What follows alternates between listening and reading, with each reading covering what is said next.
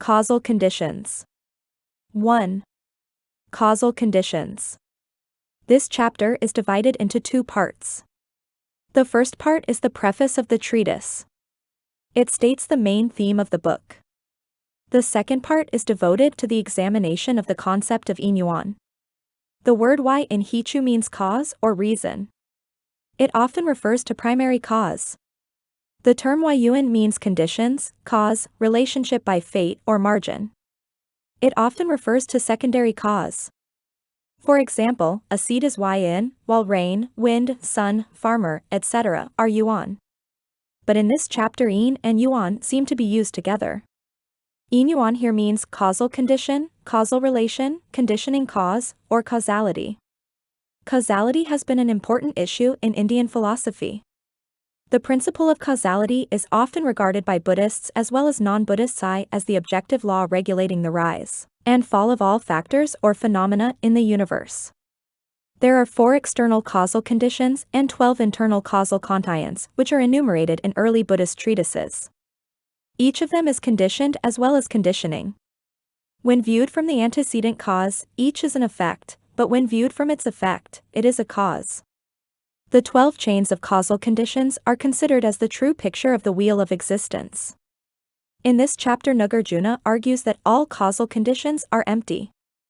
Nagarjuna says, "Now I shall briefly explain the teachings of Mahayana." Question: What are the benefits of explaining Mahayana? Answer: Mahayana is the profound Dharma store of the Buddhas in the 10 directions of space and the 3 periods of time. It is spoken for the people of great virtue and intelligence. But the sentient beings of late times are hardly virtuous and talented. Although they seek and study the Sutras, they cannot understand. I sympathize with these people and want to enlighten them. And also I want to reveal and make clear the supremely great teachings of the Tathagata.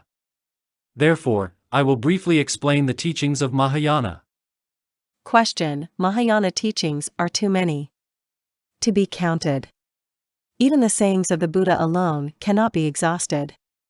How can you explain and expound them all? Answer: Because of this, I said at the beginning, this would be a brief explanation. Question: Why is it called Mahayana? Answer: Mahayana is the superior of the 2 vehicles, and hence is called the great vehicle. This vehicle can help people reach the ideal of the Buddhas, and hence is called great. This is the vehicle which is ridden by Buddhas and great men, and hence is called great. It can eliminate the great sufferings of sentient beings and give great benefits, and hence is called great. It is the vehicle ridden by great persons such as Bodhisattvas Avalokitesvara, Mahasthamaprapta, Manjusri, and Maitreya, and hence is called great. This vehicle can exhaust the bottom of all truths and hence is called great. Again, in the Prajna Sutra, the Buddha himself says that the teachings of Mahayana are immeasurable and boundless. For this reason it is called great. One of the profoundest teachings of Mahayana is called emptiness. If one can understand this doctrine, he can understand Mahayana and possess the 6 paramithas without hindrance.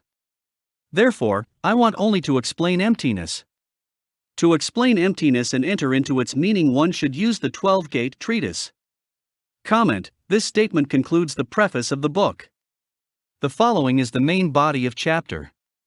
The first gate is concerned with causal conditions. It is said, things are produced from various conditions and hence have no self-nature.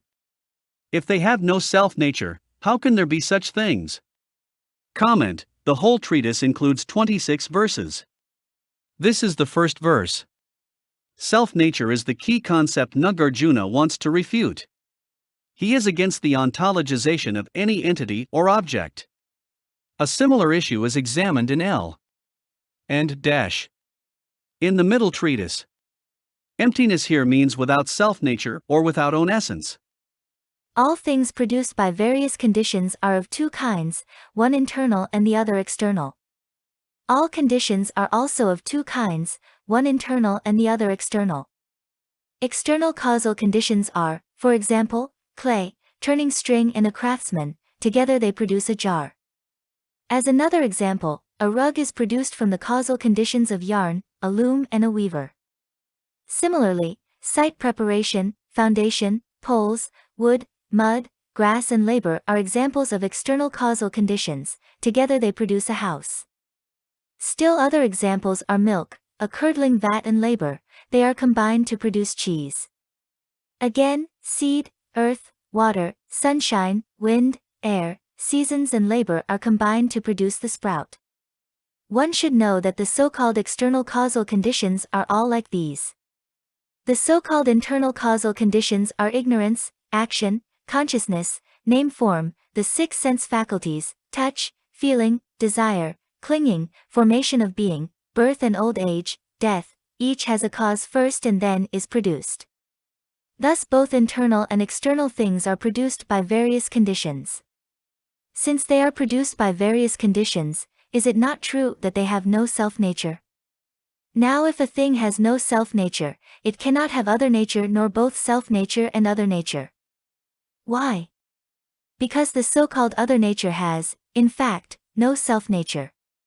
If we say that something exists because of other nature, then a cow exists because of horse nature, a horse exists because of cow nature, a peach exists because of apple nature, an apple exists because of peach nature, and so on.